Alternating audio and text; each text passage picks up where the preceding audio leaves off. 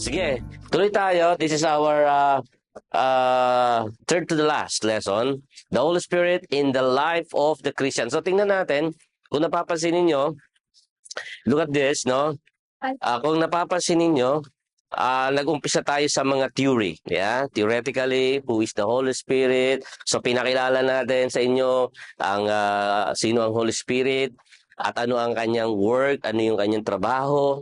And then, ngayon, pati yung gift of the Holy Spirit, pinag-aralan natin ng mga nakaraang 2 Thursday. Nakapag-aralan natin yung mga gift of the Holy Spirit, yung prophecy, mga ganyan, gift of teaching, administration, di ba? Ano pa? Ano pa yung mga napag-aralan natin, mga gift of the Holy Spirit? Wala na? Walang nakakaalala? Ate Mariel, anong naalala mo sa gift of the Holy Spirit? Oh, yung kapatid ni Natalie, nandito rin. Hello? Upo ka, kuya. Kapatid, no? Kapatid mo, Natalie? Yan, okay. So ano pa yung mga gift of the Holy Spirit na pinag-aralan natin? Mga previous weeks lang yun, kamakailan lang. Discernment, ano pa? Serving, correct. Ano yung fivefold ministry? Apostle. Nandito last Thursday? Oo nga, no? Kaya pala alam niya. Ano to? Teacher, nagtuturo. Evangelist, prophet, and pastor. Yan, no? So yun yung mga gift. At ang pinaka-work, ang pinaka-purpose ng gift of the Holy Spirit, no? Tingnan lang natin, ano ang pinaka-purpose ng gift of the Holy Spirit. Just to review lang, no? Sa Ephesians 4, tingnan ninyo, ano ang purpose noon? Bakit ba binigyan tayo ng gift of the Holy Spirit? Okay? Sabi doon, verse 12, tingnan niyo verse 12. Ano ang sabi? Chapter 4, Ephesians 4, verse 12. Ano sabi diyan? Bakit? Ano sabi diyan? Ephesians 4:12, anong pakibasa? Sino babasa? Ephesians 4:12, hindi. Okay, si Kuya Joel. Chapter 4 kasi. Yes, sir. 4:12. Ginawa niya nito upang ihanda. Upang maging magandang katawan ni Kristo. That is correct. You see, God gave us the Holy Spirit and gave us the gift of the Holy Spirit. Ang Holy Spirit nagbigay ng mga gifts, di ba? Yung fivefold ministry, at saka hindi lang yon, pati sa Romans, binanggit din doon, sa Corinthians, binanggit din. Ang pinaka-purpose pala ay upang ihanda, no? Ihanda ang mga anak ng Diyos o ang mga lingkod ng Diyos para sa gawain ng Panginoon. Sa English, sinabi dito, no? Verse 12, sabi, to prepare God's people, upang ihanda ang mga tao ng Diyos for works of service. And then, so that the body of Christ may be built up, upang maitatag ang katawan ni Kristo, maitatag, build up, to edify the body of Christ. The word edify means to strengthen, upang palakasin, no? Kaya pala mayroong gift of the Holy Spirit. Ang purpose doon ay makapag-serve sa church, makapag-serve sa body of Christ, para yung body of Christ mag-function ng tama. Kaya nga tayo, may iba't iba tayo ng bahaging ginagampanan ng role na ginagampanan, parang sa pelikula, di ba? Hindi magiging maganda ang pelikula kung puro bida lang, wala magiging excitement sa movie, walang tawag dito, wala kang abangan doon, no? Puro bida. So kailangan may mga role sila. Mayroong bida, may kontrabida, may extra. Pero lahat yon bahagi ng isang pelikula para maging maganda yung kalalabasan ng kwento. Kahit dito, halimbawa, sa orkestra o yung mga banda, diba? Sa isang orkestra, iba't ibang music instrument yon. May mga gitara, may mga wind instrument, diba? May percussion din, merong yung drums, meron ding string instrument, di ba? So lahat ng yon ay to create a beautiful music. Okay? Ganun din yung sa choir. Sa choir, di ba? Iba't iba yung voice. Mayroong soprano, mayroong alto, mayroong tenor, mayroong bass. Tama? Oh, para maka-create ng magandang blend ng music. Kahit dito sa church ngayon, look at this. Oh, mayroong nagki-click, may clicker sa computer. Isang poging artista, ha? Kuya Paulo, di ba? Oh, kung walang nagki-click, paano magpa-function yung TV? I mean dito, no screen. Alagay, pupunta pa ako doon, click, nakakapagod, di ba? Balik-balik ako diyan kasi ako na nagtuturo, ako pa magki-click. Kaya yung role ni Kuya Paulo ay importante. Oh, may taga-camera, no? Isang gwapo rin, no? Artistahin din. Oh, di ba? Oh, biglang kinikilig si ano diyan, si Angel, no? Biglang kinilig nung di ba? Oh, ganun, may role tayong ginagampanan. Alright. Ang Holy Spirit, nagbigay ng gift of the Holy Spirit sa church para tayo ay magkaroon ng function to edify, to strengthen, to build up the body of Christ. Amen po ba? Okay. So, pansinin nyo, from theory, ngayon ay unti-unti tayong papunta sa application. Alright? So, tingnan natin, the Holy Spirit in the life of the Christian. Ano daw ang function ng Holy Spirit sa buhay ng mga Kristiyano, ng mga mananampalataya? So, kung ikaw ay Kristiyano, naniniwala ka na Christian ka, kailangan malaman mo to. No? Ano ang mga role, ano ang importance ng Holy Spirit sa buhay mo. And then, nandyan din yung subtitle natin. So, pinaka-title natin, The Holy Spirit in the Life of the Christian, be filled, yan ang subtitle, be filled with the Holy Spirit. Kasi kung hindi ka, walang feeling of the Holy Spirit, hindi ka filled ng Holy Spirit, hindi rin magpapunction. Hindi ka rin makakapag, hindi mo rin maipapakita yung gift ng Holy Spirit sa buhay mo. Okay, so continue tayo, Kuya Paulo. Alright, number 1, pakibasa nga ni Ate J. Race. Christians in the years of the Spirit are moving the fullness of the Holy Spirit in sparing, godly character, and exercising their will, that they serve. Okay, so that's number 1, no? Unang-una, Christian with the gift of the Spirit are to seek the fullness. So, kung ikaw ay naniniwala ka, ikaw ay Kristiyano, at ikaw ay gusto mong maglingkod sa Panginoon, ang susi para mag-manifest sa'yo ang Holy Spirit ay you need to seek Him.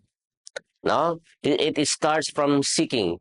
It starts from a heart that seeks God. So, kailangan mong hanapin ng Panginoon. Kailangan mong magtiyaga. Ibig sabihin, the word seek meaning try to find the will of God in your life. Di ba? Try to spend more time deeply in studying the Word of God. And then in prayer and in worship. Yun yung tatlong function na yun eh. To find and to experience the Holy Spirit in your life. Tatlong function, tatlong mahalagang gawain. Number 1, pray. Next, number 2, study the Word of God. Number 3, number 3? Worship. Yung tatlong bagay na yon, pag pinagsama-sama mo yon, that is seeking God's presence. That is seeking God's will. No? So, the fullness of the Holy Spirit in bearing fruit. Ang bunga natin, na tinatawag natin, yung bunga ng Espiritu Santo sa atin, yan ang tawag dyan ay yung godly character. Okay? So, kailangan makikita ano ba yung mga godly character natin. Sa Galatians chapter 5, verse 22, yun. Makikita, mapag-aaralan din natin yan. May slide tayo dyan. Galatians 5:22. Ano yung mga bunga ng banal na spirito? Yun yung love, joy, kindness, patience, yun. So, ayun ang tinatawag na godly character. Alright? So, importante yun. Dapat nagmamanifest yun. Nakikita. Last 2024, yung word na manifest, di ba? Sumikat yun. Tama ba ako? Yun yung laging binabanggit. Manifest. Yung iba, nagsasalta ng manifest, hindi naman nila naintindihan yung ibig sabihin nun. Ginagamit sa walang kabuluhan. Alam niyo ako, galit na galit ako sa mga tao na sumusunod sa uso, na hindi nila alam kung ano yung sinasabi nila, yung ginagawa nila. Naiinis talaga ako. Gusto ko talagang ibalibag. Totoo yan. Sorry, no, sa word, no? Pero ganun talaga yung yung inis ko sa may mga word na ganyan. Hindi naman naiintindihan, di ba? Mga ganon. Ngayon, nauso na naman yung naririnig ko, Latina. No? Ayaw makarinig ng mga pausong salita. Naiinis lang ako. Kasi, alam mo ba yung sinasabi mo? Di ba?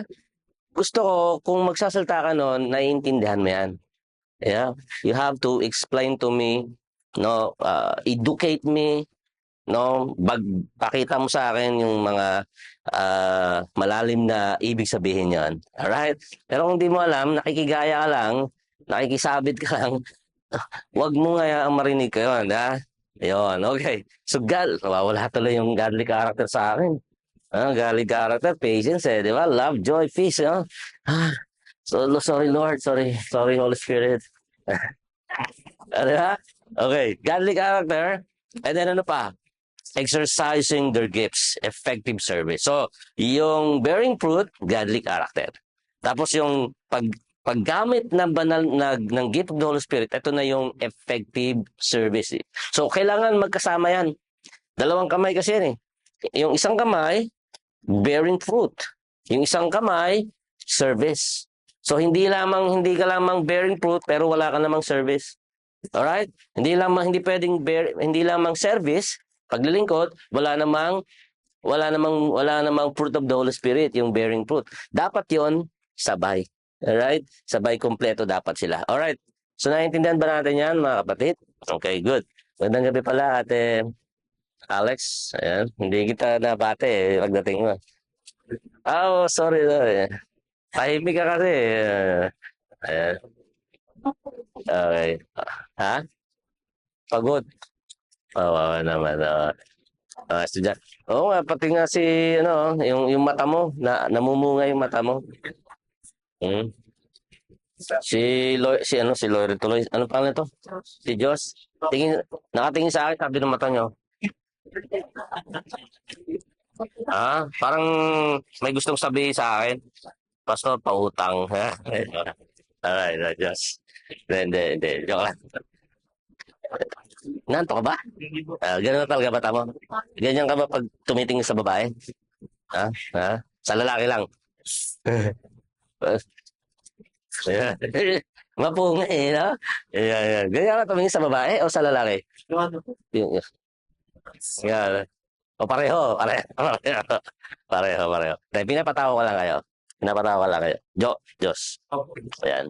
Alright, so okay na tayo sa number 1? Yes. Alright, so anong ibig sabihin na sa number 1? Kailangan nagmamanifest yung fruit of the Holy Spirit. At the same time, ay mayroong application. Nag-serve ka sa Panginoon sa church. Alright? Mayroong sabay yan. Okay, sabay. Okay, number 2. Pakibasa na Natalie. Christians are commanded to be filled with the Spirit. Ephesians 5:18. Okay, pakibasa natin. Ephesians 5:18. Sige. Everyone? Ayan. Sige. Sinong gusto mamasa? Okay, ikaw na. Huwag ka kasi sa pagkatrabaho sa magulong Yan, okay. Now, sabi ni Paul, huwag kayong maglalasing. Do not get drunk of wine, but be filled with the Holy Spirit. Sa Tagalog, binasa ni Rafael, huwag kayong maglalasing. Sa halip ay mapuspos kayo ng Espiritu Santo. No? So yung word na filled, ang Tagalog ay mapuspos o mapuno. Okay? Now, ano ang difference between baptism of the Holy Spirit and then being filled with the Holy Spirit o yung feeling of the Holy Spirit? Feeling, hindi yung feeling na hindi yun, hindi yung FEELLLING, hindi yung feeling na feel, no? Feeling yung FILLING, feeling yung ma-feel, mapuno ka. Parang halimbawa yung magpapagas ka ng magpapa-refuel ka, gas. Sabi mo, full tank. Ayan, full. Magdadaglagan ka ng gas. O kaya, sa tubig, sa baso. To fill up the cup. Ayan, yung glass of water. So lalagyan ka nun, sasahuran ka o ng tubig. So yan ang ibig sabihin yan, be filled of the Holy Spirit. Now, yung yung baptism in the Holy Spirit, isang beses lang yun nangyayari. Okay, once lang yun. When you are being baptized in the Holy Spirit, when you are baptized in the Holy Spirit, that's it. That's the only one time lang yon, one time. Yung feeling of the Holy Spirit, yung pagpuspos ng Espiritu Santo, pwedeng paulit-ulit yon. Anytime you can be filled with the Holy Spirit. Anytime you pray, you can be filled with the Holy Spirit.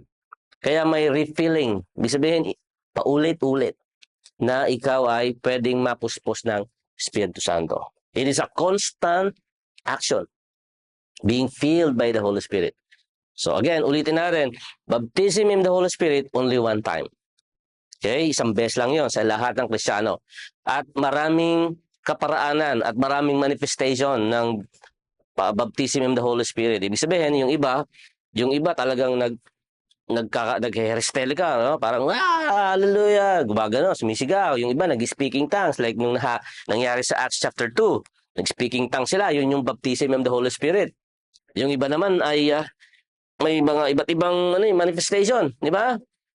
Ngayon, ang feeling of the Holy Spirit, minsan kahit tahimik ka lang, hindi mo na mamala. Kagaya, alba, si Kuya Jimel, nakaupo lang dyan, no, habang nakikinig. Di natin alam, napupuspos na pala siya ng Holy Spirit.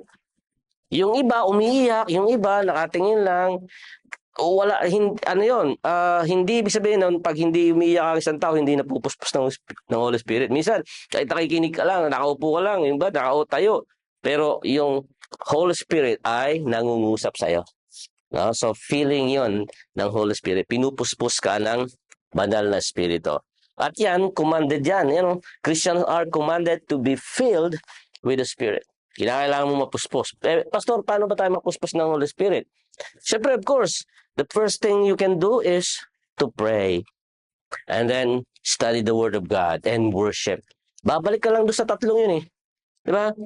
Hindi ka pwedeng mapuspos ng Espiritu Santo kung nagbabasketball ka. O kaya kung naglalaba ka o ano man, hindi ka nakapokus sa Panginoon, sa ginagawa mo. Kasi pwede ka lang mapuspos ng Holy Spirit kapag ka ikaw ay nandun sa action mo, yung ginagawa mo ay related sa spiritual matters. Sa spiritual matters. So kapag malayo sa spiritual matters yung ginagawa mo, hindi ka mapupuspos ng Espiritu Santo. Diba? Saan ka nakakita ng namamalengke na napuspos ng Espiritu Santo, na ipagtawaran? Hindi, di ba? You can only be filled with the Holy Spirit sitting there and praying, worshiping God, studying the Word of God. Doon pa lang pwedeng mangusap ang banal na Espiritu sa'yo. That's why it is important to spend time. Kailangan importante yung maglalaan ka talaga ng oras. Pag-aaral ng salita ng Diyos, pagbabasa ng salita ng Diyos, pakikinig ng salita ng Diyos, pananalangin, pagpupuri sa Diyos, pagsamba. Pag ginagawa natin yon, we can experience yung tinatawag na pagpuspos ng banal na Espiritu Santo. Amen? Okay. Wala kang makikitang napuspos ng Espiritu Santo habang nagsasabong. Di ba? That's very impossible. O kaya ay nagchichismis. Wala kang makikitang si kumaring takla. Napuspos ng Espiritu Santo habang chinichismis yung kapitbahay. That is impossible. Amen? Walang ganun. Kaya alam mo anong tawag dito? Si Mengay. Nakikipagsabunutan. Habang nakipagsabunutan, napuspos ng Espiritu Santo. It's impossible. Di ba? O kaya si Kikay, kinukutuhan yung kapitbahay niya. Kinukutuhan, napuspos ng Espiritu Santo, nangunguto. No? Alam niyo nangunguto? May mga gano'n, di ba? Kinukutuhan yung kapatid, o kaya nagtatanggal ng puting buhok sa lola, lolo. Napuspos ng Espiritu Santo? Impossible. Amen? You can only be filled with the Holy Spirit when you spend time reading His Word and praying and worshiping God. Amen? Alright. So, malinaw tayo dyan, ha? Okay. So, dako tayo sa next slide. So, definition ng filled ng Holy Spirit? Pakibasa nga. Sige, Kuya Joel, yan. Alam nyo si Joel, Kuya Joel, malakas ang boss dyan. Ready na kayo? Sige, Kuya Joel. Definition to be filled with the Holy Spirit. Ayun. That's to be controlled by the Holy Spirit and to allow the Holy Spirit to work and Unhindered in our life. in our lives. Yun. Salamat, no? Thank you, Kuya Joel. Very, very clear. Napakalinaw ng pagkabasa mo. Yan ang definition ng being filled by the Holy Spirit.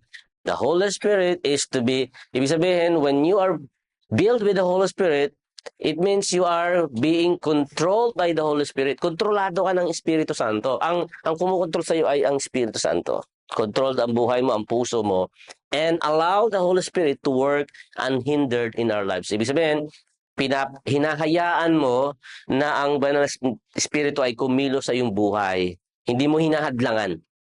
Okay? Do not hinder the work of the Holy Spirit. Do not quench the Holy Spirit. Huwag mong hadlangan ang banal na Espiritu Santo. Huwag kang makipaglaban, no, sa dikta ng Holy Spirit. Yung iba kasi sa atin, inaano natin yun eh. Parang inaano natin yung work ng Holy Spirit, yung bang dinideny natin o kaya ay ang tawag doon parang hindi natin yung binabaliwala natin, di ba? Minsan may ganon, binabaliwala natin, hindi natin inaalaw ang Holy Spirit. So, definition niya ng being filled by the Holy Spirit, ibig sabihin, kontrolado ka ng Holy Spirit. Yung ginagawa mo, lahat ng ginagawa mo, naka-ayon sa guidance ng Holy Spirit. Okay? And you allow Him. You allow the Holy Spirit na maging, na mag-work sa buhay mo. When you sing a song for the glory of God, you allow the Holy Spirit. That's why, lagi ko sinasabi sa inyo, even singing song, no? Christian tayo. Sa church, kumakanta tayo ng mga Christian song. Pag Sunday, we use our lips in singing song for the glory of God. And then paglabas, no? Pagka nasa labas na tayo, sa kalsada tayo, sa school tayo, we sing worldly song. Yeah? Hindi pwede yun. Ano? Pagka may mga party tapos mayroong nagkataon na nag-hire ng videoke. Videoke ba tawag doon o karaoke? Ano bang karaoke? Ano iba ba ang videoke? Talas lang, karaoke, videoke. Tapos kanta rin tayo mga worldly song, di ba? So, hindi pwede yun kasi you are already your body is already offered to God. Okay? Consecrated. When you say consecrated, binukod ka na ng Diyos. Yung katawan mo, buhay mo. No? Kailangan ay pati pag-awit mo dapat Christian song, gospel song. Hindi yung mga kanta ninyo na mga uso ngayon, no? Ano pa? Okay, letter B tayo. Pakibasa di Kuya Josh. Christ-likeness, to imitate Jesus. To imitate. Imitate Okay. Jesus is the heart of Christian discipleship. Ephesians 4:13 to 15. And 15. So, dalawa, no? So, tingnan natin yon. Ephesians 4:13 and 15. Tingnan natin. Sino babasa? Si Ate PJ. Sige. 13. Sa gayon, tayong lahat ay magkakaisa sa pananampalataya at pagkakakilala sa anak ng Diyos. Okay. At magiging ganap ang ating pagkatao ayon sa pagiging ganap ni Kristo. 15. 15. Manapay. Malalim, ha? Manapay sa pamamagitan ng pagsasalita ng katotohanan sa diwa ng pag-ibig. Maging ganap tayo kay Kristo. Yun. Siya ang puno. Yun.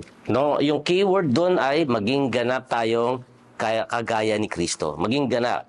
Ayan. Kasi Christ-likeness eh. Yung ibig sabihin maging ganap, maging katulad.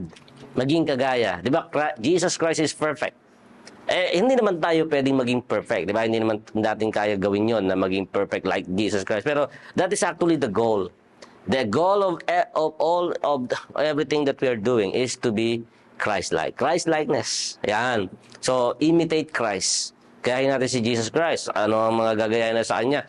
Yung Kanyang obedience, yung Kanyang humility, yung Kanyang pag-ibig sa tao, yung Kanyang mercy. Diba? Lahat ng yon. we have to imitate Christ-likeness nga. Okay? So, hindi din tayo, si Jesus Christ nagagalit din, ha? Baka sabihin nyo, hindi, ha? Nagagalit din siya. Nakakita nyo, di ba, he turned over the, anong tawag, yung pinagtutumba niya yung mga table, nung nakita niya, na yung templo ng Diyos, sa Jerusalem, nakita niya na, ang mga tao doon ay sinalaula yung templo. Imbis na yung mga tao pupunta doon, magpipray, ang nakita niya, mga tax collector, nagpapalitan ng pera, tapos mga ginawang tindahan ng mga hayop, di ba? May mga nagtitinda ng kambing, kalapate, at kung ano-ano pa, donkey, camel, kasi yun ang mga hayop sa Israel mga tupa. O ayun nakita ni Jesus, sabi niya, hindi ganito ang templo ng Diyos. Ang templo ng Diyos, lugar ng panalangin. Kaya ang ginawa niya, tinaob niya tinaob niya yung mga tables, di ba? At pinagalitan yung mga tao sa nagalit siya. Talagang sabi niya, brood of vipers. Yun ang tawag niya sa mga tao doon. Alam niyo yung Tagalog noon? Mga ulupong, mga anak kayo ng ahas. Grabe yung salita na yun. Ibig sabihin, Jesus Christ hates anything that does not glorify God. Yung mga bagay na hindi nagbibigay ng karangalan o kaluwalhatian sa Diyos. Doon siya nagagalit. So pwede tayong magalit. We can also feel yung anger o angry pag sa mga maling bagay. We hate sin. Na namumuhi tayo sa mali. Namumuhi tayo sa kasalanan. Right? We love goodness. We love the Christian way. Pero kinamumuhian natin ng masama. Di ba? Pagka mahal mong kasalanan, you love sin, mahal mo ang paggawa ng masama, may problema sa'yo. Di ba? May problema sa'yo pagka natutuwa ka sa mga maling gawa. Di ba? Halimbawa, may tawag doon? May nagnanakaw. I-encourage mo pa. Brad, magnanakaw ka? Brad, magnanakaw ka. Okay yan, good yan. I-encourage mo pa pagpipray kita, sana sa susunod na pagnanakaw mo, maging safe ka. Parang hindi ka mahuli. Sana mag-success ka sa pagnanakaw mo. Grabe naman, di ba? Hindi tayo ganon. You don't love, you do not condone sin. Yeah? Kaya nga nung panahon ng nung kasagsagan pa ng mga politika sa noon, yung mga gumagawa ng masama na even mga government official, namumuhi tayo sa ginagawa nila kasi we hate sin. Ayaw natin ng mga masamang bagay, di ba? Pwede tayong magalit sa masama. Pwede tayong mamuhi sa masama. But we love what is good. Amen? Mahal natin ang mabuting bagay. Okay, letter C. Si Ate Alex. Christians are to be filled with the fullness of God. Ephesians chapter 1, verse 23, chapter 3, verse 19. Sharing the new life of grace. Alright. So thank you so much, Ate Alex. Christians are to be filled with the fullness of God. Kailangan daw tayo ay mapuspos ng kapuspusan ng Diyos. Fullness, kabuuan ng Diyos. And sharing the new life of grace. Okay. So tuloy tayo. Letter D. Pakibasa ni Loiren. Christians are to be under the control of the Holy Spirit. Alright. Ephesians 5:8. Yan, may verse na binasa na tayo dyan, okay, kanina. So, almost the same yan. Lipat na tayo sa next slide. Okay, so number 3 tayo. 5 lang yan, 5 points lang naman yan. So, number 3 na tayo agad, no? Basahin naman ni Ate Aliana. Christians need to be continually filled with the Holy Spirit and ongoing process. Yan. Yun ang sinabi ko sa inyo kanina, di ba? Yung difference ng baptism of the Holy Spirit and filling of the Holy Spirit. Ano yung pagkakaiba nun, Natalie? Ano yung pagkakaiba ulit ng baptism ng Holy Spirit tsaka ng filling of the Holy Spirit? Ano yung pagkakaiba? Baptism, isang verse lang po lang. Yung filling? Pwede po siyang Holy. Exactly correct. What's your name? You can go home now. Balik ka na lang dito sa April 5. Pasado ka na. Alright. Kasi alam mo yung ano, yung sagot eh. No, I'm not kidding. You can go home. Pag-yes talaga. Yeah. Just. Iyan, ah. Yan, si Natalie. Okay. Joke lang yan, Natalie. Ayan. Ano pangalan ng kapatid mo pala? Beans. Okay, Beans. Alright. So, Beans, salamat sa pagdalo mo. Ilang taong ka na?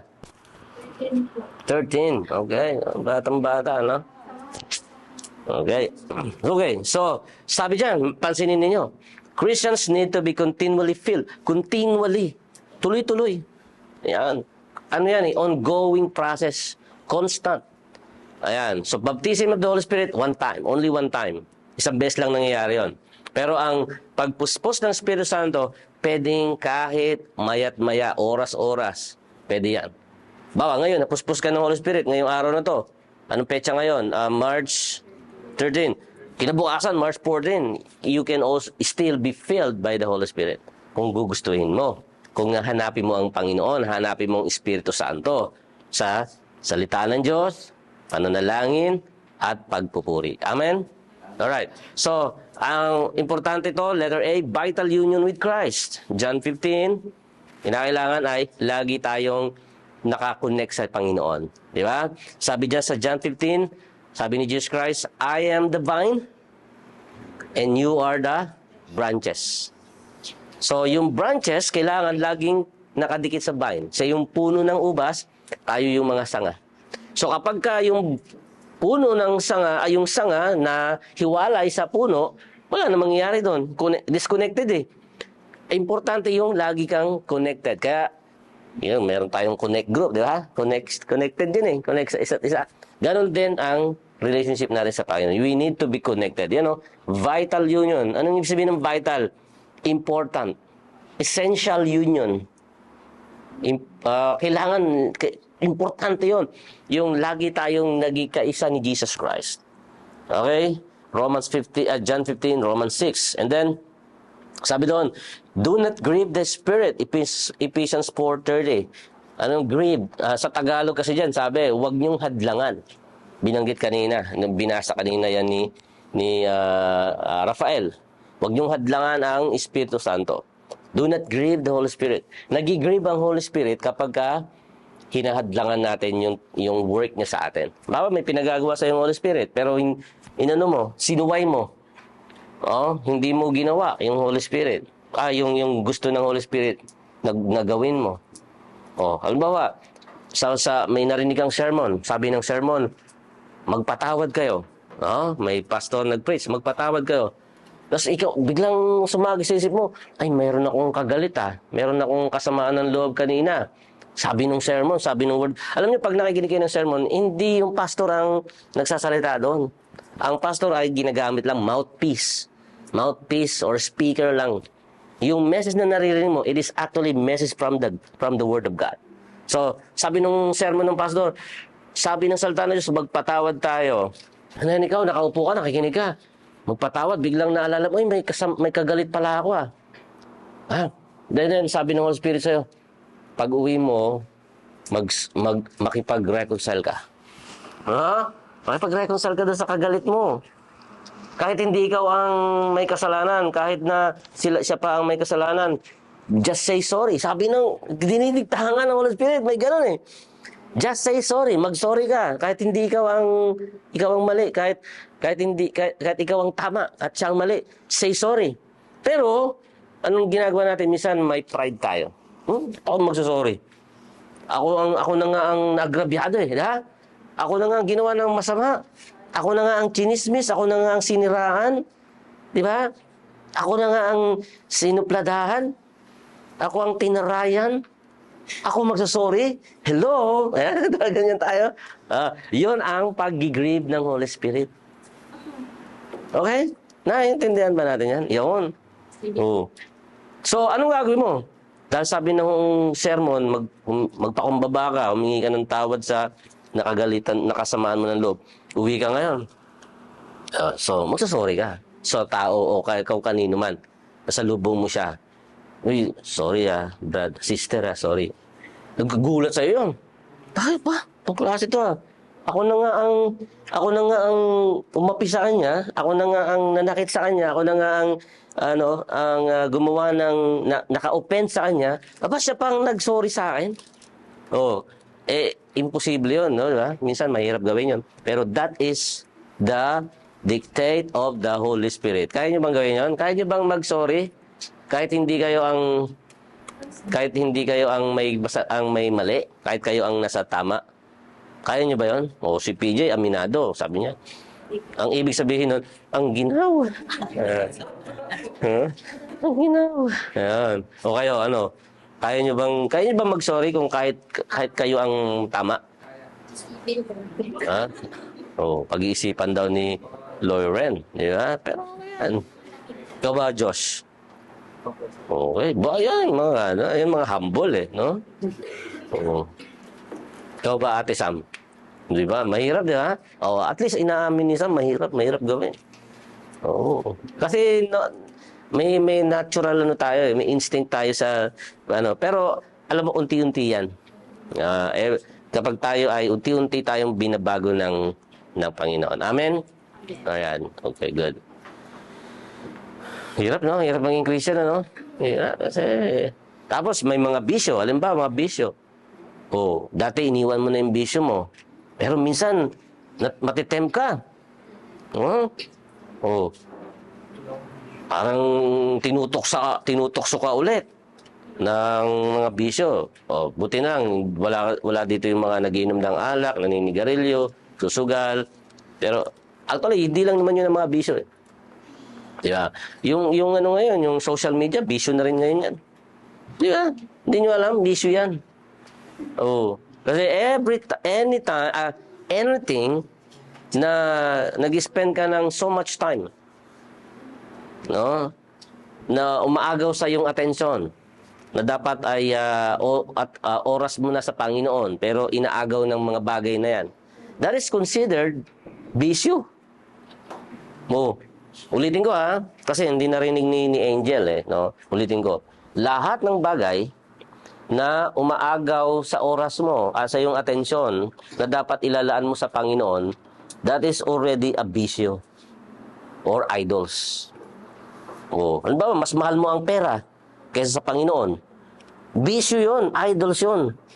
Idol yun. O, halimbawa, mas importante sa iyo ang pamamasyal. O, halimbawa, Sunday, mas gusto mo, mas mamasyal na lang ako, yan. Oh, idol 'yun kasi inagaw noon ang oras mo para sa Panginoon. That is idol, that is bisyo. Oh, ano pa? Jowa. Oh, pagka yung jowa mo mas mahal mo kaysa sa Panginoon. No. Jowa, sabi mo? Sino nagsabi nun? Ikaw, oh. Pag mahal mo ang jowa mo kaysa Panginoon, di ba, Kuya Paulo? Buti si Kuya Paulo, mahal niya ang Panginoon kaysa sa jowa niya. Amen, Kuya Paulo? Oo, yun, no? Kuya Paulo. Di ba? Wala sa jowa. Ayun. Sa akin, parang uminom din ako daw na yung uuwi mo sa amin, sa mag-okasyon ako.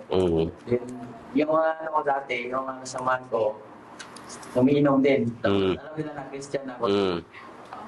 Yung tumatanggi ako, isa akin ng pira, tapos binigyan mo naman. Para saan yung perang binigyan sa'yo? Panginom lang. Ako na. Sabi mo kasi, hindi na lang ako iinom, pero bibigyan ko na lang kayo pambili. Pambili ng long neck. Okay lang yun. Generous ka naman. Generous ka. Ayan. That's good. At least, good story, good testimony yan, di ba? Pero sabi ko sa inyo, ulitin ko, lahat ng bagay na umaagaw sa iyo, inaagaw nito ang oras mo para sa Panginoon, ay consider yun na idol o consider yun na bisyo. Okay? Kaya kahit yung social media ay dapat medyo hindi natin yan, no? Okay, how do we grieve the Holy Spirit? Yan, sa context niyan, Ephesians 4. Hindi na natin yan, i-expound, no? How do we deal appropriately with sin? 1 John 1:9. Paano daw natin, ano daw yung dapat natin gawin tungkol sa kasalanan? Ano daw ang dapat reaction natin? 1 John 1:9. Sige. Unang Juan 1:9. Anong sabi diyan? Sabi rito, if we claim, tama ba ako? If we confess our sin, He is faithful and just and will forgive us our sin and purify us from all unrighteousness. Ano sa Tagalog? Kung ipapahayag natin ang ating mga kasalanan, siya ay tapat at tayo ay kanyang patatawarin sa ating mga kasalanan. Kung ipahahayag natin. Now, the word confession, meaning pagpapahayag. Now, kaya nga ito, you don't necessarily need to confess your sin to anybody, yung mga sa tao. You can actually confess your sin to God, directly to God. No? Pwede mo siyang kausapin na ang Diyos. Kasi ang Diyos ay nakakarinig. Diba? God is always present. So you can just talk to God. May nakagawa ka ng mali. Lord, patawarin mo po ako. Di ba? Nagkasala po ako sa iyo. No, hindi mo kailangan pumunta sa tao. You can also share. Walang problema doon sa mga kaibigan mo, sa family mo, sa pastor, for example. You are asking some counseling. There's nothing wrong with that. Hindi masama yan. Pwede yun. Pero pwede ka rin you can also directly ask God to forgive you. Amen? Yan ang paraan, no? Appropriately way to deal with sin. And then, do not quench the Spirit. 1 Thessalonians 5:19. Basahin natin. Unang Thessalonica 5:19. Do not quench. Anong ibig sabihin yan? Sa Tagalog, ayan, huwag niyong hadlangan. Ayan, huwag niyong hadlangan ang Espiritu ng Diyos, Espiritu. Do not quench. The word quench, yung parang inuuhaw mo. Yeah, inuuhaw mo, parang sinasabik mo. Parang gano'n, no? Yung bang, pero yung sa Tagalog kasi hadlang hinahadlangan mo. Yan. Maraming pagkakataon na hinahadlangan natin ang Holy Spirit. No, the Holy Spirit is talking to us, pero ayaw nating gawin. Yan. Okay? So, malinaw yan. Okay, so letters number 3 yan. Number 4 tayo. Okay, number 4, pakibasa ni Ate Cassie.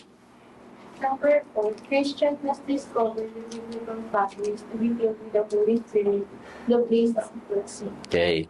Ephesians 5:18-20 and Ephesians 6:14-18. Yan. Okay. So, isa-isahin natin. Letter A. Seek God in worship and prayer. Look at that, di ba? Kanina, binabanggit ko, di ba? Yung tatlong bagay.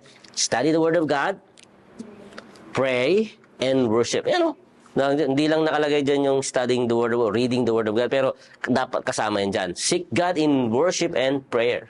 Oh, if you really want to discover the way to be filled by the Holy Spirit, eto, yan yung tinatawag na combo. Combo yan, no? Laging magkasama yan. Siyempre, reading of the Word of God kasama yan.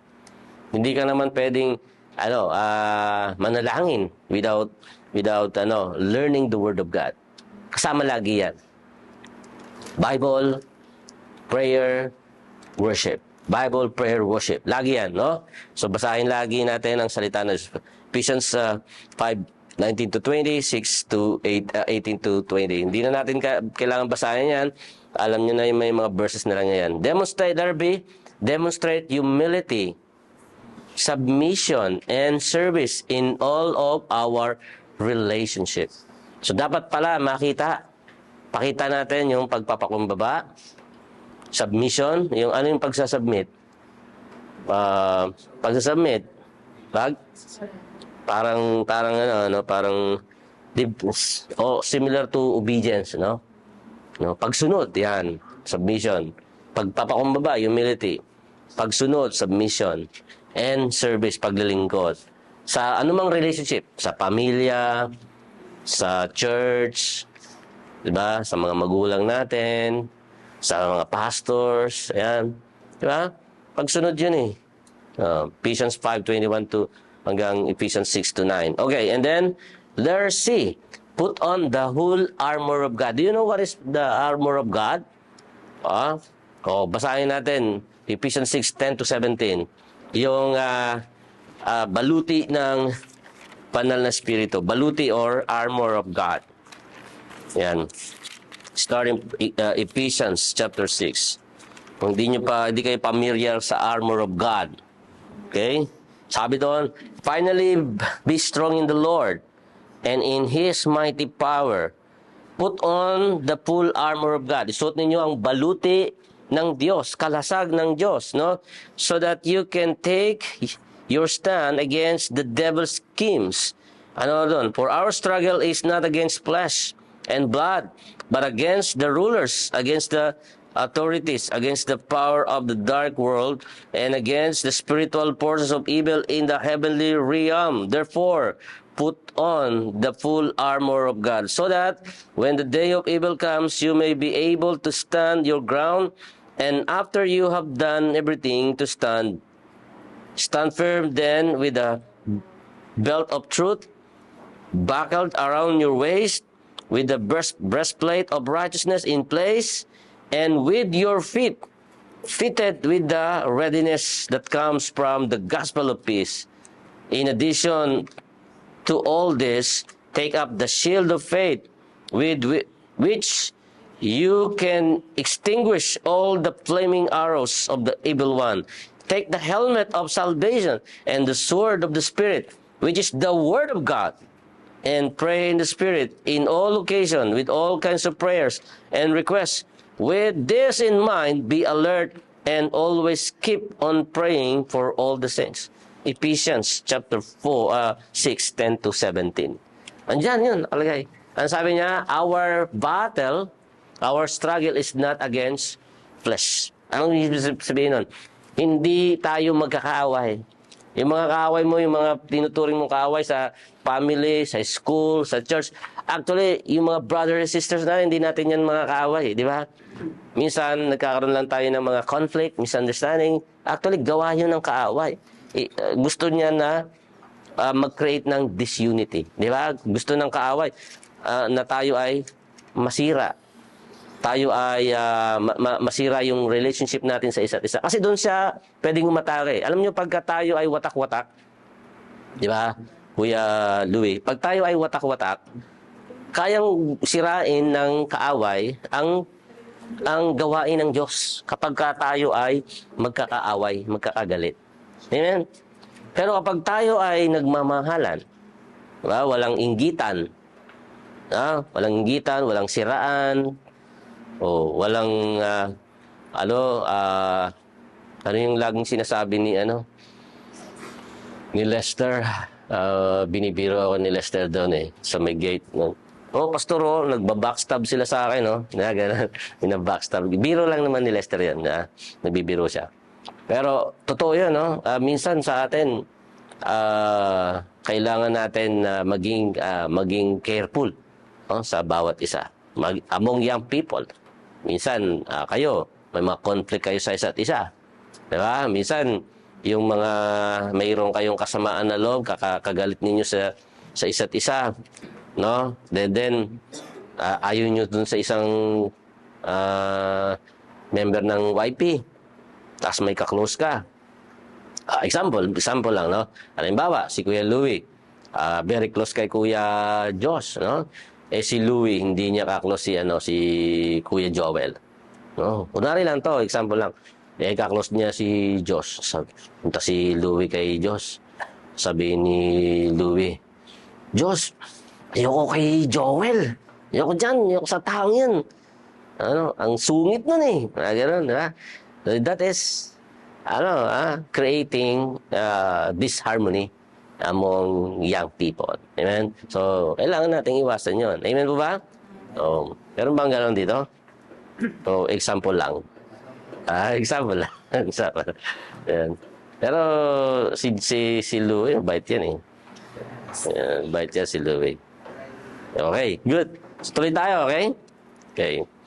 Put on, okay, number 5 na tayo. Salamat po, Kuya Paolo. Pakibasa ni Kian. Si Kian, hindi natin masyadong narinig yung boss nito eh. Laging tahimik eh. Christians must understand and pursue the identifying marks of a spirit-filled. Yan. Thank you, Kuya Kian. Christian must understand and pursue the identifying marks of Spirit-filled church.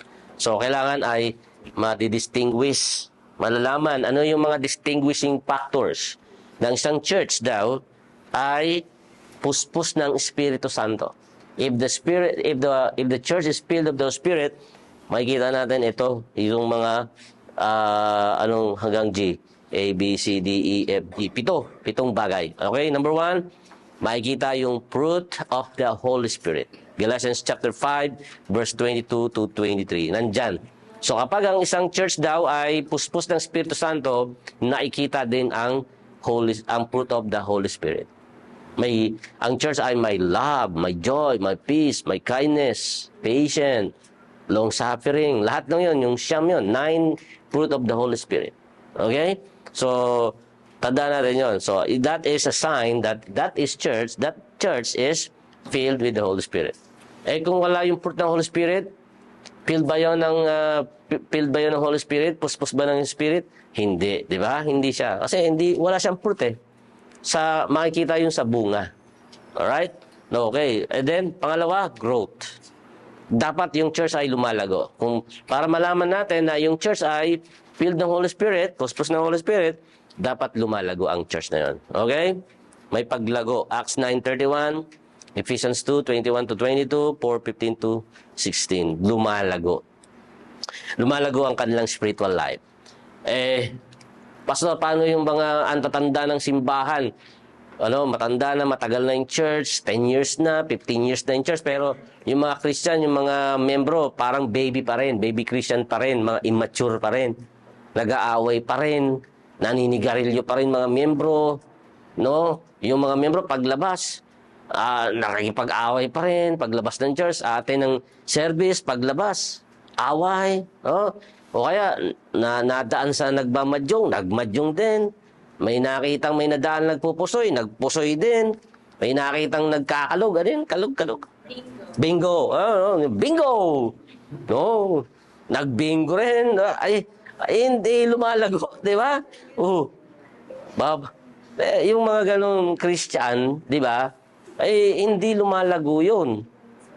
Di ba? So, dapat naiiwasan na yun. Lahat ng worldly things, mga kapatid, hindi yan biblical. Mga worldly things. Mga sugal, kahit simpleng sugal lang. Alam niyo ito, ako may mga pamangkin ako. Ang ate ko na namatay na siya, no? 3 yung anak niya. Ngayon mga malalaki na, no? Matatanda na nga eh. Yung panganay, nasa 30 plus na yata. Yung babae pamangkin ko, namatay na dito. One time may kasama na siyang, may anak na siya. Nung mga bata pa sila, doon kami nakatira sa Bato-Bato. Kwento lang. Kasi ako talaga, bata pa lang ako, talagang galit ako sa mga sugal-sugal. Yan, alam nyo. Walang kasing mapupulot na mabuti sa sugal. Alam nyo yung mga pamangking ko, yung lalaki, yung panganay, na malaki na siya ngayon. Nahuli ko na yung paris-paris lang. Paris, walang pera. Si Kuya Angelo, naalala mo? Si Angelo, kuya mo, pinsan mo. Pakita ako, nagsusugal. Alam mo, sa harapan niya, kasama niya yung mga kabataan din na nagsusugal. Laro lang, walang pera-pera. Yung parang pitikan lang sa tenga. Pag matalo, pitikan, pares-pares lang. Pinunit ko sa harapan nila lahat ng baraha na yon. At isinubo ko sa kanya. Pinakain ko talaga sa pamangking ko. Mula noon talagang natandaan niya, na-trauma sa akin yon. Every time na halimbawa, nagsusugal siya o dadaan ako, kahit lang, takbo na yon. Takbo na ngayon. Tumatakbo na, mga binata na ngayon sila. Pag nababalitaan ko, may ginagawa silang masama, nagiinom, naninigarilyo. Pagka ako lang nagsasalita, tiklop na sila. Dahil alam nila kung anong gagawin ko. Pag sigarilyo, yung si Pastor Rolly, kilala nyo, Dr. Rolly, di ba? May pamangkin siya na napakatigas ang ulo. Ang pangalan ay si anong pangalan nun? Sino yun? Yung sa Bato-Bato? Kilala ni Ella yun eh. Naninigarilyo. No, nahuli ko, nakita ko, naninigarilyo. Nilapitan ko, kasama yung mga barkada niya. May mga ano pa sila rito, may mga yung mga hiwa-hiwa dito. Mga higaw-higaw dito. Walang nakakaano sa kala, nakakasita. Nakatambay sila doon sa tapat ng church. May tindahan kasi doon sa tapat ng church. Renovate. Nakapunta na, iba sa inyo, nakapunta na doon. Lumaba ako. Kasi mga nanggugulo doon yun, nambabato, gano'n. Mga dumadaan na tricycle, inaano nila, binubuli nila. Pinuntahan ko. Inago ko yung mga sigarilyo nila. Pinagpupunit ko, pinagbabali ko sa harapan nila. Hindi ako nagbibiro. Kinikwento ko sa inyo, totoo yan. Oh. Mula nung pag nakikita ako ng mga yon, tiklop sila. Every time na makikita nila ako, tinatago na yung mga sigarilyo. Mausok, no? Makikita nila, uy, Pastor Cholo, tatago na yun. Mas gano'n sa kami nila. Ninginig na yan. Bata pa lang talagang, kasi alam niyo bakit, ang prinsipyo ko ganyan. Walang mabuting maidudulot ang mga bisyo. Sugal, sigarilyo, nag-uumpisa, isa-isang sigarilyo, no? Balang isang susunod na 2 stick na yan, 3 stick, 1 kaha, 3 kaha. Diba? Sugal, sa laro lang tayo, laro-laro, walang pera to, walang bato lang, bato. Yung pantaya, diba? Bato lang. Pero hindi mo alam natututo ka na. So kaya kayo, pag may mga nakita kayo ng mga bata, susugal, naglalaro lang, ano yun agad? Pagalitan nyo na agad. Okay lang na magalit sa inyo yun. Alam nyo, matatandaan kayo, magpapasalamat sa inyo yun. Yung mga bata na nagsusugal, tapos pinagalitan ninyo, inagaw nyo yung sugal, ay yung mga baraha, gano'n. Balang araw yun, magpapasalamat sa inyo, magte-thank you yun. Sasabihin sa inyo, uy, Ate Sam, thank you ha. Bakit? Kasi nung bata ako, inawat mo ako pinagalitan mo ako, nagsusugal ako. Magte-thank you yun sa'yo. Halimbawa. Kinonsinti mo. Pinabayaan mo. Naging sugalera. Nabuyo. Wala nang pera. Wala nang pera pansugal. Nagnakaw na.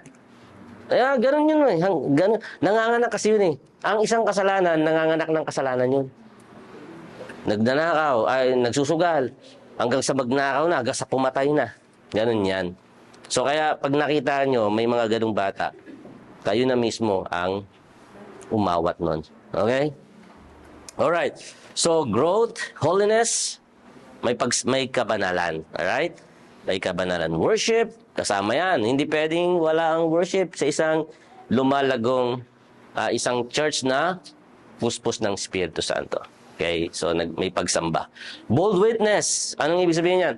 Nagpapahayag ng salita ng Diyos. Okay?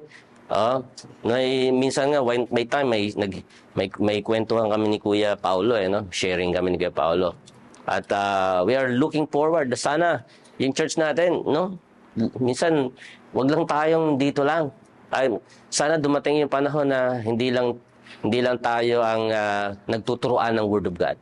Sana dumating sa panahon na lumalabas tayo at nagpapahayag tayo ng Word of God sa ibang tao, ibang kabataan. Amen? Kaya ba natin yun? Kaya si Lauren, kaya ni Lauren yan Kaya, subukan natin, lumabas tayo. Gusto niyo ba sa Junction Market? Gusto niyo bang doon, evangelism sa Junction o kaya sa Santa Lucia? Doon sa may tropical? Kaya, PJ, kayang-kaya ni PJ yan. Minsan, lalabas tayo, mag-share tayo ng Word of God. Okay? So, bold witness. Pagpahayag ng salita ng Diyos. And then, of course, letter F, fervent prayer. Anong ibig sabihin ng fervent? Anong fervent? What does it mean? Anong word na fervent mean? Fervent. Masigasig, Talagang taimtim. Fervent, like, talagang masigasig, taimtim na pananalangin. Ayan. Yung mga ibang Christian, ang prayer, ginagawa lang yan Parang, Lord, thank you po.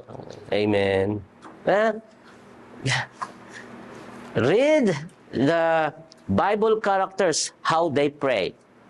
Jacob prayed. He wrestled against God. against the angel of God. Ang prayer ay parang nakikipag-wrestling ka dyan, nakikipaglaban ka dyan. Prayer, upo ka. Lord, salamat po sa araw na ito, ha. Thank you po. In Jesus' name. Amen. Ha? Diba? Ganyan na ang prayer natin ngayon. Parang social media na lang din. Parang Facebook. Si Jesus Christ, when He was praying on the Garden of Gethsemane, yung pawis niya, ang tumutulo pawis niya, dugo. You know why? Because of the intensity of His prayer. Yung intense, yung buong emotion niya, yung anguish, yung fear, yung damdamin niya lahat, bumubuhos na. No? Kaya nga yung tumutulong pawis niya, talagang mistulang dugo according to the Bible. Lalo na si Luke. No? Basahin niyo sa Luke, sa Garden of Gethsemane. Yeah. And then during the book of Acts, mga disciples, when they prayed earnestly, ang nakalagay doon, the word earnestly, talagang taimtim, no? Ayan. Diba? So, sana dumating sa panahon na tayo ay nananalangin na talagang fervent. Fervent. Hindi yung parang, Facebook prayer lang, Facebook. Alam niyo yung Facebook prayer? Yung parang mga pa-cute lang tayo, no? Thank you, Lord. Thank you for the food. So, dapat nagmamature din pati sa prayer. Amen? And of course, letter G. Anong sabi dyan, letter G? Kuya Josh, anong letter G? Attracts others to Jesus. Yan. Attracts others to Jesus. Alam niyo, natutuwa ako. Ito, walang pagtataas ng, ng kahit sino man. But I am very happy with Ate Glenn. Nanay ni Ate Sam. Kasi imagine, hindi naman siya young people natin, di ba? Hindi siya YP. But she was able to invite other young people to join. Last Saturday, di ba? 4 na young people na inimbitahan niya. I believe you can also do that. No, you can also invite people. Alam niyo kung bakit nakaka-invite si Ate Glenn? Na-invite niya yung mga young people na yon. Because those young people saw something from Ate Glenn. Nakita nila na something about yung Christian life, Christian love kay Ate Glenn. That is why nung invite sila, hindi sila tumanggi. They yung pumunta sila dito. Alam niyo ganun, pagka ang isang Christian ay nakikita sa ating buhay ang ating Panginoon. When you invite someone, ay hindi yun makakatanggi sa iyo. Diba? Amen. So, siguradong, they will just, say yes. Dahil nakikita sa iyo ang Panginoon. Yan. Attracts others to Jesus. Ibig sabihin, nahihikayat mo ang iba dahil sa iyong buhay. Your life is actually an open Bible. Ha? Ang buhay mo mismo, ikaw mismo, ang buhay mo ay ang isang Biblia. Gospel. Your life is a gospel. Ang buhay mo ay ang ebanghelyo. Hindi ka pa nag-share, hindi ka pa nagsasalita, alam na nila kung sino ang iyong Panginoon. Amen? Sa mata pa lang, yeah? Pag tinignan pa lang nila yung mata mo, uy, grabe itong taong to, nakikita ko si Jesus sa'yo. Di ba? Gano'n, ha? Hallelujah! Hindi, uy, inaantok ka. Joke lang yan, ha? Tinitingnan pala. Ito, tingnan mo, alam mo, pag tumingin kay Louie, uy, wow, I can see Jesus in your life. Di ba? Gano'n? Pag tumingin kay Kuya Jimel, wow, hallelujah. Mapapapraise the Lord ka. Tingin mo si Jimel. Praise the Lord, ha? Kasi nakikita ang Panginoon sa buhay niya. When you look at someone, you will just say, praise the Lord. Praise the Lord, ha? Amen, ha? Tingnan niyo yung katabi niyo. Pagka napapraise the Lord kayo, ibig sabihin, nakikita si Kristo sa kanyang buhay. Tingnan niyo. Praise the Lord! Hindi kayo nakapag-praise the Lord? Ulitin niyo. Tingnan niyo yung katabi mo, tapos tingnan mo kung makakapag-praise the Lord ka. Yan. Ayan, oh. Sinakman mo kasi, okay? Praise the Lord, oh. Ito, pag tingin ko kay Kuya Paulo, napa-praise the Lord ako. Kasi, nakikita si Jesus eh, ha? So, anong nakita mo kay Aliana? Agyawat? Akala ko si Jesus eh. Ha? Sorry. Okay. Ikaw, anong nakita mo kay Lauren? Ha? Wala. Oo. Ikaw, Alex, anong nakita mo kay, kay Angel?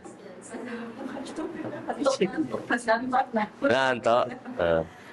Ikaw, Jimel, anong nakita mo kay Angel?